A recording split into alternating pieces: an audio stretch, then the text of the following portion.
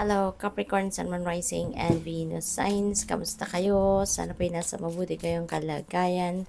Welcome back po sa Star Tarot. At kung bago kayo rito, welcome din po kayo. Please subscribe, like, share my videos, and leave me a comment kung nakaresonate po kayo. Thank you. So, yung first message po ninyo is, do not back down from opposition. Show strength and fortitude.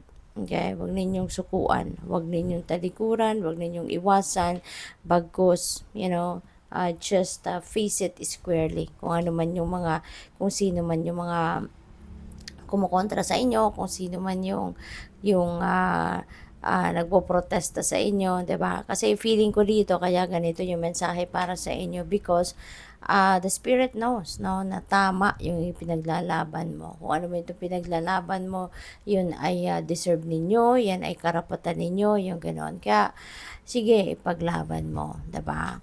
So we have victory. Ayan. So most likely related ito dito, no? Na kung ano man ito na kailangan mong depensahan, anong kailangan mong uh, protectionan or labanan, you're going to succeed. No, you are going to end up victorious, sa sitwasyon na yan. Kaya good luck sa inyo.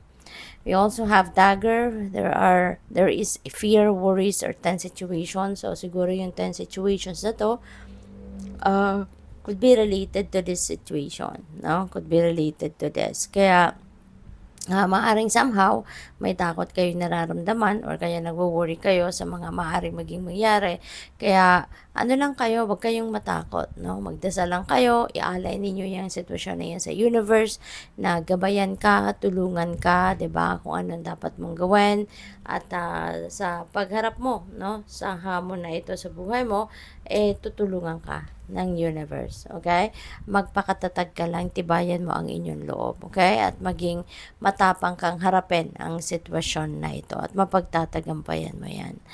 And do not be tempted to lower your standards, no? Wag mong ibaba kumaga yung standards mo para mapagbigyan yung iba. Wag mong ibaba yung standards mo or wag mong talikuran ang iyong mga paniniwala, no?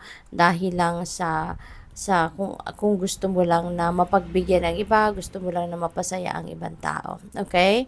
So, yun. We also have success, no? So, dalawa na yung success card ninyo. We have victory, we have success. So, most likely, no, Capricorn, hindi lang iisa, no? Siguro ang sitwasyon dito na pagtatagumpayan mo, kundi maaring isa or dalawa.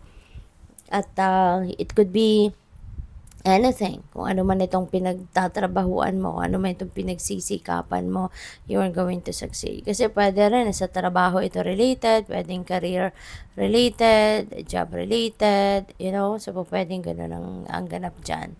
So, what else? We have firecracker, excitement, no? Magiging exciting ito, mga kapangyayaring ito, Capricorn, ano? So, talagang siguro magiging matapang ka din, magiging matatag ka, matibay ang inyong loob, at kaya mabilis mo mapagtatagumpayan kung ano man itong mahirap na sitwasyon mo, tense situation, and you are going to be excited, no, to receive that victory. Kasi kapag nandiyan ka, nilalabanan mo yan, dinidepensahan mo ang sarili mo, for sure, in yourself, no, na kung yan ay mapagtatagumpayan mo or hindi.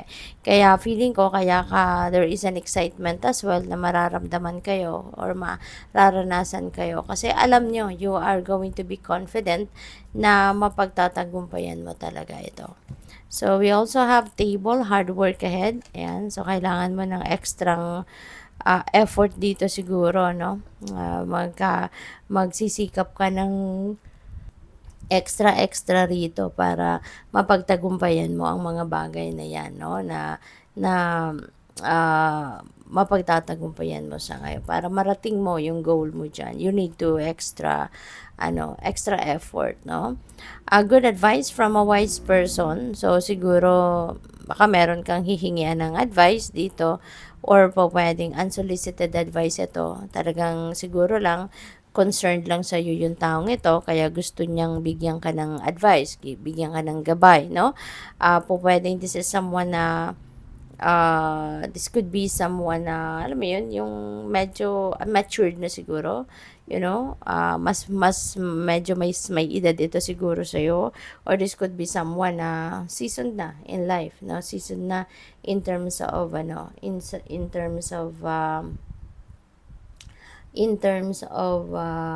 life's experiences, no? So, siguro marami na tong natutunan sa buhay, marami na tong pinagdaanan sa buhay, kaya marami na siyang lessons, no? And wisdom na napulot. And that person is going to impart, no, that with you. So, we have bird flying, news is on the way. Okay? Merong magandang balita for sure ito kasi meron tayong success card, meron tayong victory, meron tayong excitement. So, kung ano man ang balitang ito, that is also going to bring you excitement din. No? Kaya, good luck sa'yo. We also have Tower, solid foundation, success. With effort, this is another success card. Diba? Kung ano man yun, no? Kung ano man yun, siguro related ito sa trabaho, sa karera or negosyo ninyo, or pwedeng relationship din. So, whatever this is, no, na pinag-e-effortan ninyo, you are going to succeed, no? Sa ngayon, mapagtatagumpayan mo talaga ito. So, we also have bear, danger, especially in money matters. So, this is a reminder para sa iyo, okay? Na paandarin mo yung inyong financial discipline, pag-ingatan mo yung mga paggastos ng inyong pera, make sure na naka-budget ka, within your budget yung ano mo, yung within your budget dapat yung galawan mo, yung gano'n, para hindi masayang yung pera ninyo, or para ma-monitor mo pa rin, no, yung in and out ng inyong pera. Okay? Manage your money wisely as well, alright? Kasi baka mamaya gastos ka ng gastos, tapos makikita mo na lang, nako, nasaid na pala, 'di ba? Naubos na pala yung ipon mo, yung ganoon. Kaya maging maingat ka, lalo-lalo na din sa mga investments, kung mayroong mga offers of investment, or kung merong man mga pagkakagastusan, 'di ba? So make sure that you always consult your records, titignan ninyo yung budget plan ninyo, okay? You also have lighting, control your anger or you will be sorry. Okay? Kung meron mang sitwasyon dito na baka akala, yung alam mong medyo hindi maganda ang takbo ng kanya usapan, yung mga ganun ba, make sure na kalmahin mo ang sarili mo agad, okay? Kasi makakasama din sa inyo, no? Yung galit, 'di ba? Kahit kanino man, lalo-lalo na doon sa mga taong, alam mo yun, kung meron kang mga sakit, hypertension, mga ganon, 'di ba? Hindi makakatulong sa iyo yung stress na dulot ng anger. Kaya as much as possible, kontrolin mo agad ang inyong emosyon. Okay? Kung pwedeng talikuran mo na lang 'yan, mag-walk away ka muna, 'di ba? Mag-breathing exercises ka. Gawin mo 'yon to help yourself to calm down, okay? Para hindi ka umabot doon sa pag-outburst at yung ma-stress, 'di ba? Hindi mabuti sa atin ang stress, okay? Kaya kontrolin ninyo ang inyong emosyon. Good luck sa iyo. Thank you for watching. Love and light. Namaste.